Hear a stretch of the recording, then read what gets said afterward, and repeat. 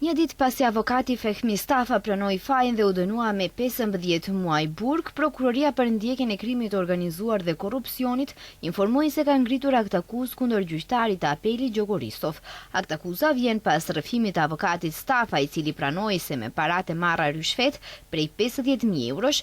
supozohej të ndikonte te gjyqtari Ristov që t'ia hiqte para burgimin klientit të tij, Ljupço Pecov djalli. Pasi që në fillim të këtij viti në shtëpinë e prindërve të gjyqtarit në Negotin u gjetën gjithsej 350.000 euro, për origjinën e të cilave nuk kishte proba dhe nuk I kishte të deklaruara, prokuroria kishte arritur të sigurojë proba që dyshohet se lidhen me veprën penale.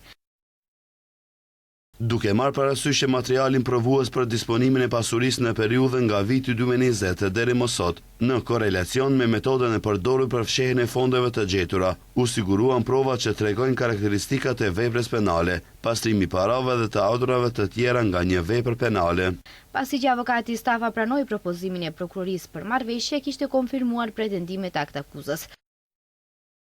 Duke pranuar propozimin e marrëveshjes, personi I dënuar tani ka konfirmuar pretendimet në aktakuzën sipas të cilave paratë e kërkuara kishin për qëllim të ndikonin një gjyqtar specifik të gjykatës së apelit në Shkup me anë të një rishfeti me qëllim heqjen e masës së paraburgimit. Sipas hetimit të prokurorisë, avokati Fehmi Stafa I ka dhënë rishfet Ristovit në emër të biznesmenit të akuzuar Ljupço Pecov, I njohur si djalli, I cili ishte në arrati.